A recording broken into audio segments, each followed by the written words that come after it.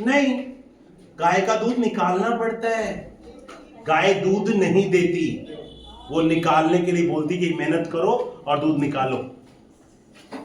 Hallelujah.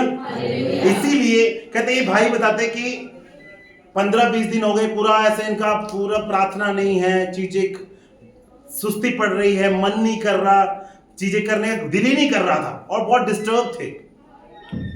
चिंता हो रही थी कि क्या हो रहा है, क्योंकि मीटिंग्स अटेंड कर रहे थे पर एक चिंता अंदर बनी हुई थी कि क्या हो रहा है, मैं बाइबल नहीं पढ़ पा रहा, सब चीजें नहीं कर पा रहा, तो मेरे लिए अच्छा नहीं है। क्योंकि एक मसीह में व्यक्ति जो है, जो सेवा में है, कोई भी है, मसीह में कोई भी विश्वासी है, तो उसका सबसे बड़ा एक काम है, वो है प्रार्थना और बाइबल रीडिंग। प्रार्थना अगर कम भी होगी, बाइबल रीडिंग कभी कम ना हो।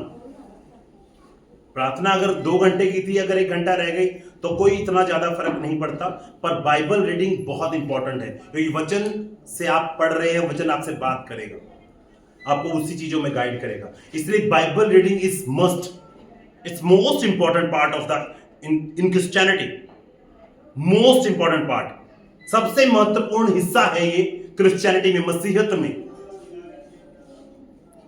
कि आप बाइबल रीडिंग करें।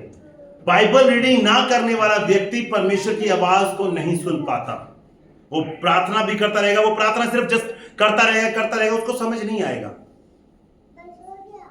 तो ये भाई कहते ऐसा चल रहा था, फिर क्या हुआ, 17 तारीख को इनका बर्थडे था और एक मीटिंग इनके घर रखी गई। और जब मीटिंग में परमेश्वर के दास आए, परमेश्वर के दास ने इनके लिए ले हैंड किया और पवित्र आत्मा की सामर्थ्य के द्वारा कहते इनको जब ले हैंड हुआ, वो छुआ गया। और जब छुआ तो कहते हैं उसी दिन से कहते हैं मेरा वो मन चेंज हुआ और मैं प्रार्थना कर पा रहा हूं, बाइबल पढ़ पा रहा हूं। इस आत्मिक उन्नति के लिए तारीफ करेंगे एकदम जोर से।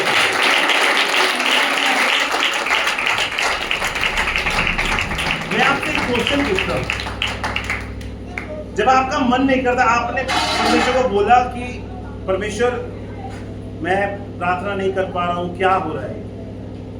माइक रात को मैं सोता था, मेरी आदत थी सोने से पहले मैंने बाइबल रीडिंग करनी है।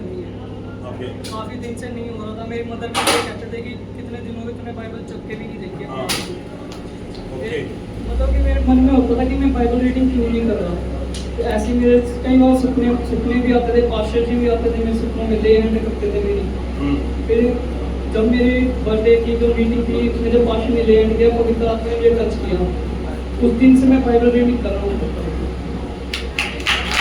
सब चीजें अगुवाई करती रहने की, पर आपको काम करने करना। परमेश्वर आपके लिए, परमेश्वर ऐसा नहीं कि चाहे कि भेड़ चली गई 40 होकर बदल, ऐसा नहीं।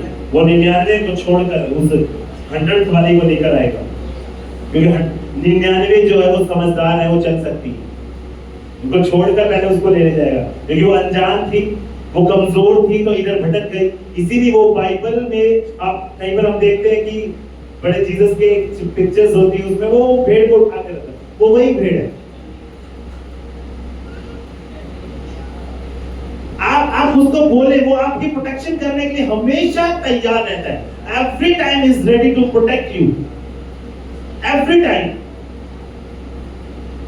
ऐसा नहीं कि थोड़ी देर के लिए परमेश्वर था उसके बाद चला गया, ऐसा नहीं होता। वो परमेश्वर कभी ना छोड़ने वाला, कभी ना त्यागने वाला, सदा आपके साथ रहने वाला परमेश्वर।